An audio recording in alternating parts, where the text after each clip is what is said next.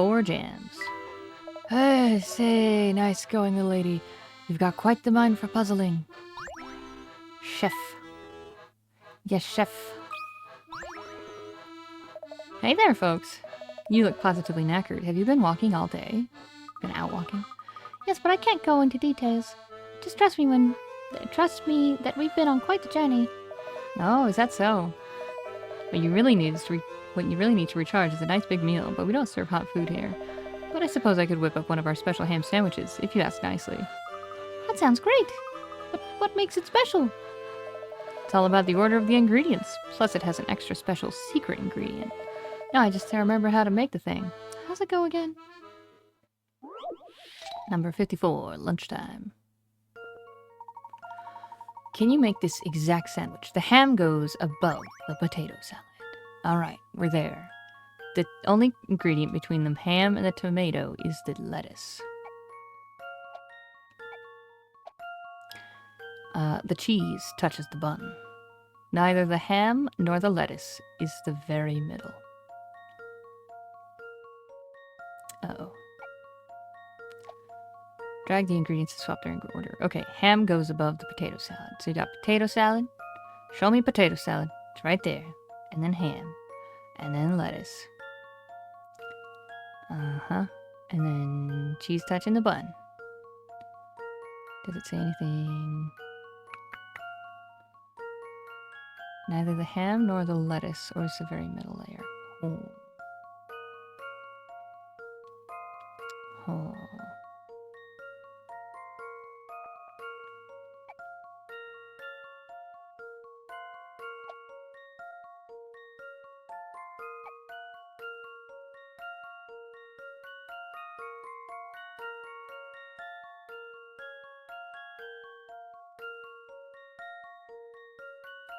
Sounds like it's a tricky one. Hang on. Okay. Because technically it's above the potato salad. The cheese touches the bun. Neither the ham nor the lettuce is the very middle.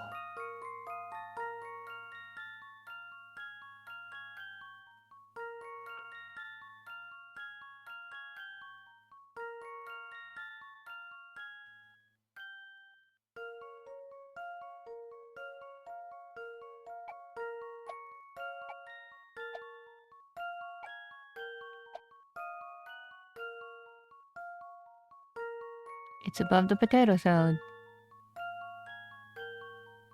Is the lettuce. Cheese touches the bun. It's not the middle layer.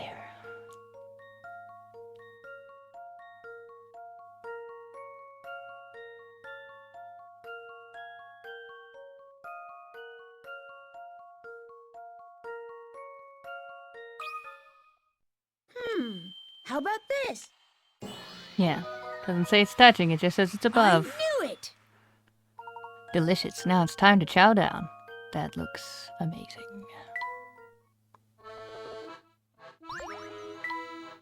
Thanks for the help there. And as your reward, here's the sandwich. Oh wow, this sandwich is out of this world. Who would have thought potato salad in a sandwich could be so delicious?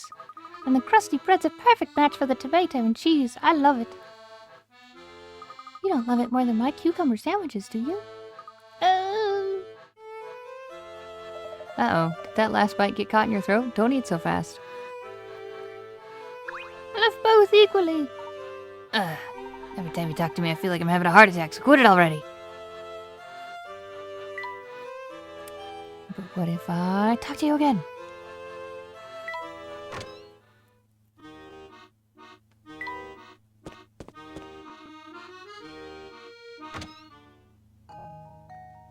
Hello. Oh, there's a telephone that connects. It's creepy looking. No, Puzzlet, that's fine. Are you enjoying the bright lights of London? It must be so different from the quiet life you're used to. I'm going to go insane. Hey fellas, want to hear a juicy rumor? Sure, Max, lay tell me. Sorry, but I can only share this rumor with people who solve by puzzle. Calendar collage 132. In the middle of the wall below is the last page of a 12-month calendar. The previous 11 pages were once pasted on the same wall, as you can see by the tattered remains still stuck everywhere. Why is it such a mess? Well, when each new month arrives, somebody ripped off the old month's page and pasted the new one on top of it without bothering to line up the edges at all. Sloppy work, huh?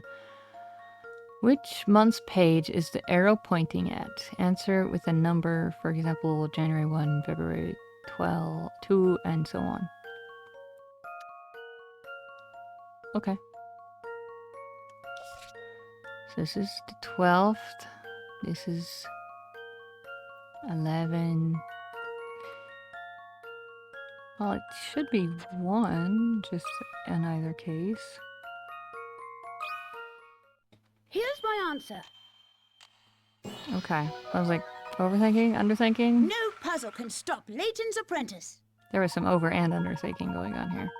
Sharp eye. January, the first month of the year, is the right answer. When you look carefully, you can see that there are 10 pages between the one the arrow is pointing at and the December one on top. One possible order is shown in the image above. Notice that whichever order the pages are in, the one the arrow is pointing at is always January. 1, 2, 3, 4, 5, 6, 7, 8, 9, 10, 11, 12. Okay. Ding, ding, ding. Correct. Now I'll tell you about the fabulous prize you just won. Let me guess, you're going to tell us that rumor. Ding, ding, ding. Correct. I've been hearing talk about an amazing parrot. A parrot, huh? Ding, ding, ding. Correct. And not only can he talk, I hear he can copy sounds perfectly. This is sounding an awful lot like Potato. Oh, you know this favorite parrot. Did you get his autograph? No. He doesn't even take my calls anymore. Oh, man. Why a long face? Bostro just gave me an earful for loafing. He said a monkey could do a better job than me. Some leader, right? He really knows how to boost morale, doesn't he? Oh, you sack. Why am I spilling family secrets to you? I'm not quite sure. Oh, I think you're pretty smart getting me to open up like that. See how smart you look after my puzzle stumps, you short pants. Short pants? What kind of an insult is that? False memory number 31. 3 people played memory with 20 cards of 10 pairs. Okay. Person A said, I matched 10 pairs in a row from the start. Person B said, I matched 9 pairs in a row from the start. Person C said, I matched 8 pairs in a row from the start. One person is a liar. Which one? I would say the 9.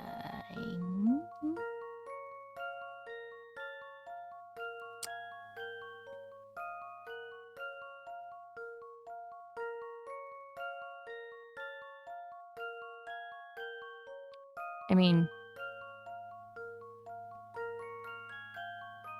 10 pairs in a row from the start. I think you... Right. Like... 10 seems wrong, because then how would the other 2 have played if the game was done, you know? Here's my answer. That's not right. Okay, we're thinking about this wrong. Let me think this through again. Too bad. Think hard about the question.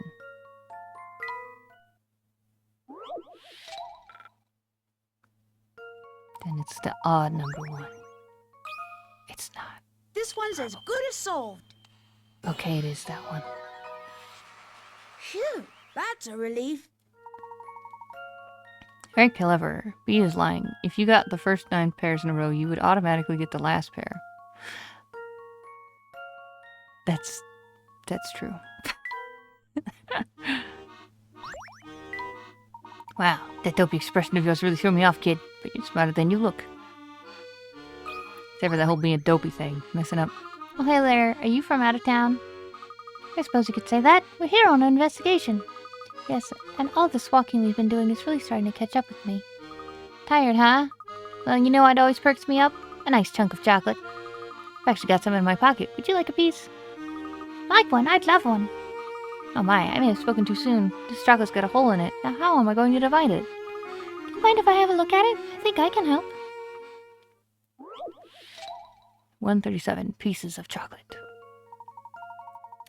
A 5 by 10 centimeter chocolate bar has a 5 by 1 centimeter piece broken off from the right side, as shown in the image below. How many more 5 by 1 centimeter pieces can you break off of the remaining chocolate bar? Also, there's a 5 millimeter hole in the bar, 1 centimeter in from the top left side. In from the left side, and 2.5 centimeters up from the bottom. Any piece that has even a tiny bit of this hole in it can't be included in your puzzle. Okay.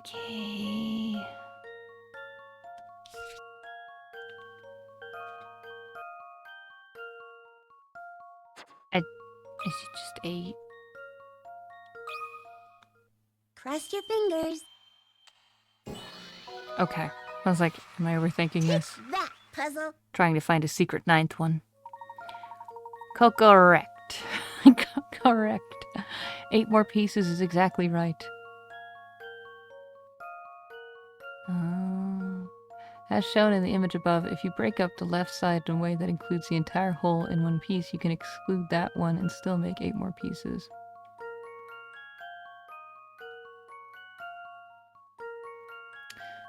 Right. Correct. Hey, not everyone can have a bite. Here, you two. Or here we go, you two. Thank you very much. It's delicious. Where's a glass of milk when I need one? Potato got the delivery request. Minnie's homemade cake. Alright, Becky and Becky's grandma. Snooze, snooze. Let's just let her sleep. Oh, hi there, Becky. On your way out? Sure am. That older gentleman staying with us asked me to run an errand for him. Do you mean Dean Dalmona? Yeah, that's the one. What do you think a man with so little hair needs a tub of pomade for? Pomade? To style that little tuft? Weird, right? Still, you can't blame a guy for trying to stay stylish in his old age. That is quite curious. He just never struck me as the pomade type. Oh, and while we're on the subject of shopping trips, I actually have an issue I'd like your help with. I don't have any money. 131, a pricey pen. That's a shiny pen. I bought this beautiful one-of-a-kind fountain pen from a luxury boutique for 10% off the original price of only $3,000. Sheesh. When I showed it to my friend, she took one look and just had to have it. She offered to pay me 10% more than what I'd paid. I loved the pen, but I couldn't say no. Overall, how much did I gain or lose by selling the pen to my friend? Be sure to put a minus sign in front of your answer in the case of a loss.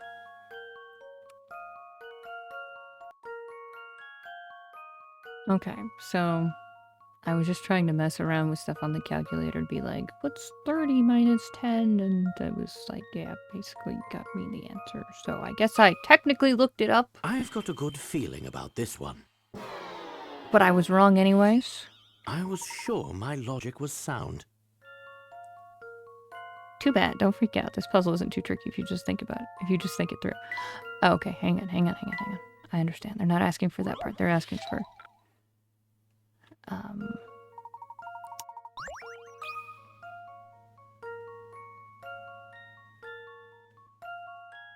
Right? That should do the trick. I was sure my logic was sound. Am I counting badly again? Probably.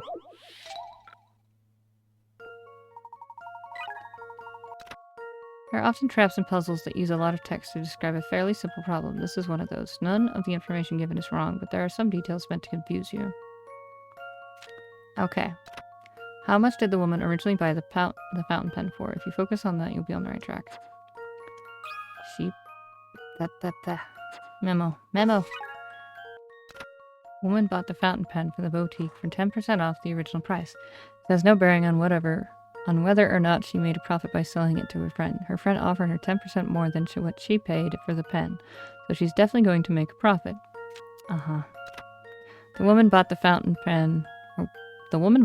from the boutique for $2,700 and sold it to her friend for $2,970. Now just figure out how much of a profit she made. Don't worry at all about the original discount. guess that makes sense, because if you change what the max thing is, then the 10% is different. I fell for it. I've blundered so much.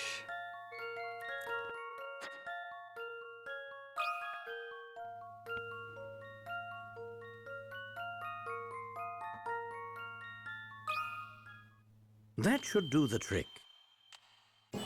Okay. Yeah, I was like, because she doesn't really Well, gain that's the settled. 2,000. She had 2,000 before she spent it, so that part's not new money. You got it. She'll make a profit of 270. The pen was originally bought for 10% off of 30,000, which is 2,700, and sold for 10% more than 2,700, which is 2,970. This makes for a profit of 2,970 minus 2,700, which is 270. That's an expensive fountain pen. I knew you'd figure it out, Professor. You know, I had a question for Mr. Del Mono, but he disappeared when I wasn't looking. Oh well. Oh, and please don't tell him I was wondering what the deal with this pomade was, okay? I'll even give you a little something for keeping the matter hush-hush. A new course for the toy car, cleanup. Oh, now it all makes sense. Don Paolo was posing as Dean Del Mono. The pomade was for Don Paolo. Precisely. Of course, he always did. He did away with that disguise once I persuaded him to assist us. Yeah, you can't imagine how shocked I was to see Don Paolo step out of that Layton disguise. Your face just melted off. It was terrifying. That's life for you, Luke. You never know what surprises may await for you. You never know what surprises may await you around the corner. Let's be off.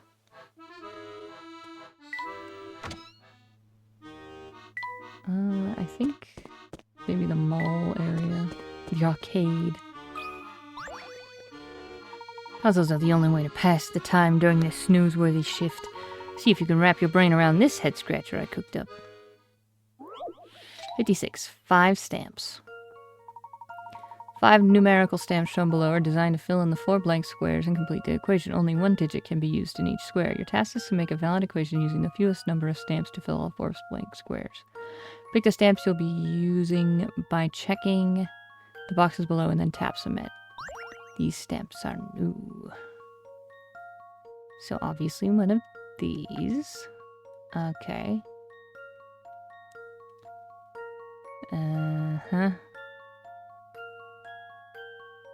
3 plus 3 plus 3 equals 9.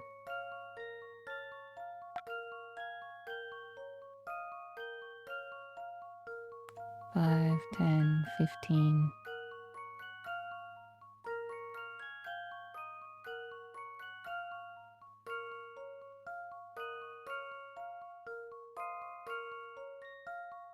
It's trickier than this. It's gotta be trickier. That's probably just one, but I gotta figure out which one. Well, we'll go with this for now. This one's as good as solved. Okay, good. I was like, I knew it! I don't know any other way. Correct. The 3 and 6 stamps are all you need. If you turn the 6 around, it can make a 9. And then to equal 9, you simply use the 3 stamp 3 times in a row and you're done. Huh? You solved it. Great. Now how am I supposed to get through another boring day on the job? Boring? Don't you work for a crime syndicate? If your job's boring, you're doing it wrong. Gee, I must be hearing things, because I could have sworn you just told me how to do my job. Eek. Oh no, I didn't mean anything by it. Just ignore me. She's like, I'm gonna sit here. We're finally going to get a meal here. Victory! What looks good to you? How about this one? Oh, and this. And we've simply got to try that. It all sounds amazing. Oh, look, you always ordered half the menu. Welcome back, friends. Do you finally have time to sit and have a meal? I certainly hope so. It all smells very good. Prime Minister's like, you do not have time for this. Oh, look at the camera and a shrug. She's like, well, it's a living.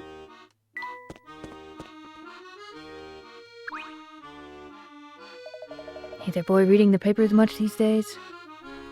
No. They took the comics out. It's just not the same.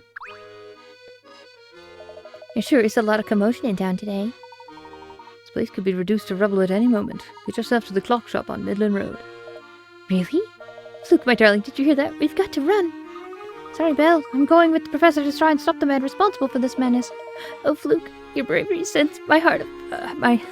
your bravery sends my heart racing. Belle, listen, you've got to get out of here right away. Okay, if you tell me it's for the best, I won't say no. My big, strong He-Man. Before you go, come close and give your sweetheart a smooch for good luck. Professor, I think we should get moving. That reminds me of like Lumpy Space Princess from Adventure Time. Hi there. Ah, that's you again. Stay away, you monster. You've got it all wrong. He's an archaeology professor and I'm his apprentice, that's all. You can't fool me with those lies. You're the boss of the family. You're quite mistaken, my good man. The boss of the family has modeled his appearance after mine. The boss of the entire family decided to model himself after you? Precisely. The baddest baddie around looks up to you. What does that say about you? Somebody help! Help! There's just no reasoning with that fellow. Part of me is beginning to think he actually enjoys being in a state of constant terror. Hazel's gift.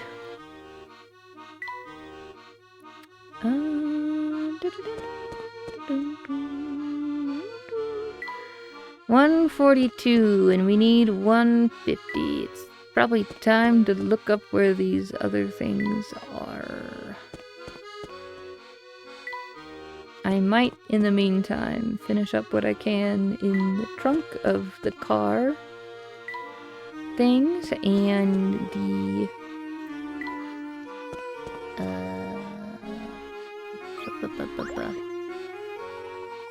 the whatchamacallit. Well, if it isn't my favorite set of problem solvers. Thanks again for helping me with those boards. It's nothing really, just a simple bit of thinking and a well-placed cut. Yeah, well, if it's not too much trouble, you think you could work your magic on these boards too? 53, making another cut. The piece of wood below is oddly shaped and difficult to work with effectively. The best solution is to cut it into two pieces that, when combined, form a square. Because of the grain of the wood, however, the two pieces can't be flipped or rotated after being cut. Draw lines that show where to make this cut, then tap submit.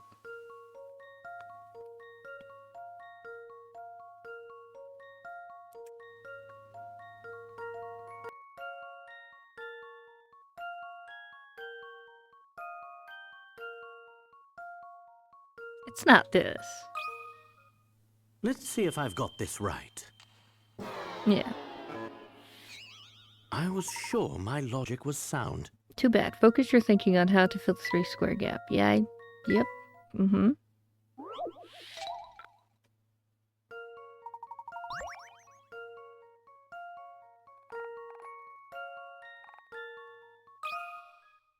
That should do the trick. Okay, just checking. Well, if at first you don't succeed.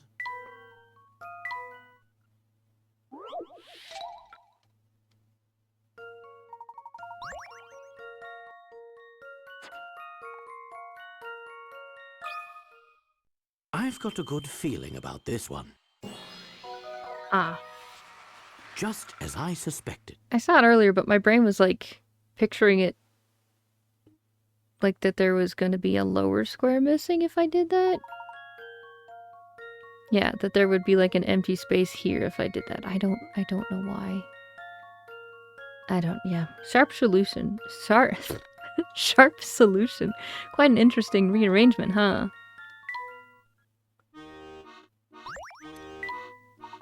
Good done. You did it again, friend. Thanks to you, we're that much closer to giving Midland Road the makeover it deserves. Got a trowel sticker. Yeah, but like, things are about to be destroyed, so it's probably best. Be straight with me, Layton. Can you really stop that contraction? If it makes it topside, there's no telling how much damage it could do to London. I'll do my best to stop the machine. In the meantime, I need you to get everyone out of here. Lead everyone to the clock shop and get them above ground as fast as possible. Relax, Layton. I'll make sure everyone is safe. You focus on stopping that machine. Thank you, Inspector. In the meantime, there's like 8 more puzzles to be found. I just can't believe Clive would do something like this. He was always such a sweet boy.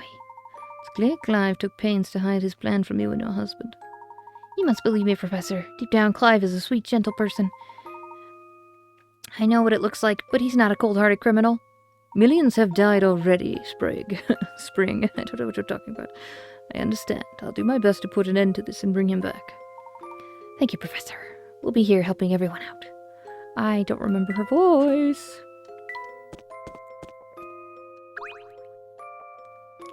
All this time, I never imagined young Sir had designs on doing something so terrible. Do you mean to say you knew Clive's true identity from the start? Of course, the wife and I have served the Dove family and young Sir for years. Young Sir has always been such a good boy, and when he asked me so nicely for help, I couldn't refuse. Had I only known what he was up to, I never would have agreed. It pains me to think that I could have prevented all of this. Don't be too hard on yourself, Cog. What's done is done. Well, at the very least, I can try to make up for what I've done. Tell everyone you meet to come here, and I'll take them above ground using the elevator. Alright, we are missing a couple puzzles. I'll find them. Don't you worry. Okay, I was wrong. We're missing quite a few. We need to go to Chinatown. So wait. Yeah, okay. And see about the wall.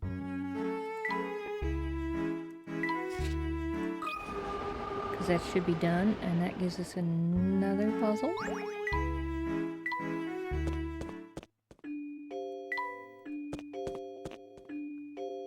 Wow. Wow, look at all those great colors. I'm pretty keen on them myself. Yep, the kids did a good job. The kids, you're not doing any of the painting yourself? I'm more of a spectator than a painter. But I try to help the gang as best I can by prepping the paint and washing brushes and such. Which is a big help, honestly. Well, as long as you're having fun, right?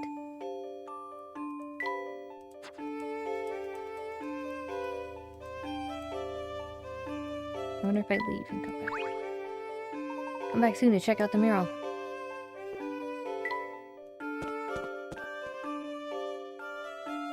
Is that soon enough?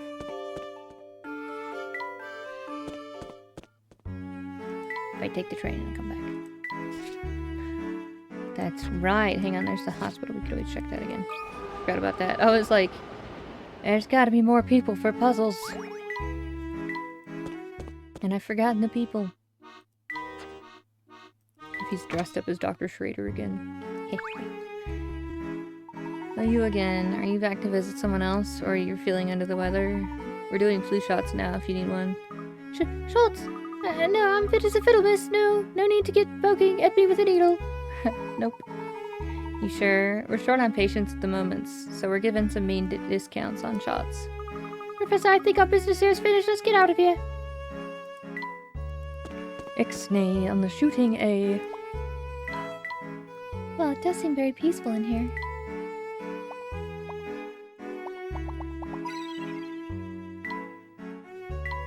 Did you say something else? Appears the IV drip is still in use in the future.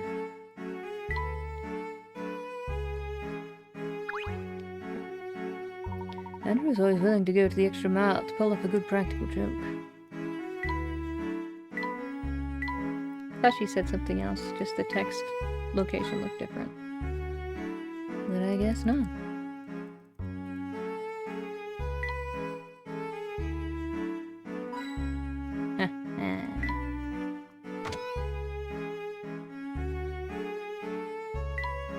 Where are all the patients?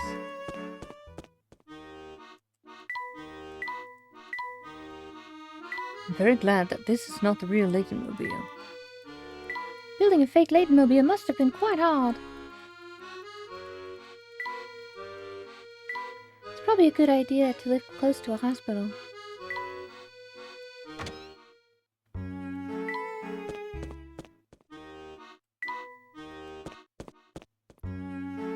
Okay.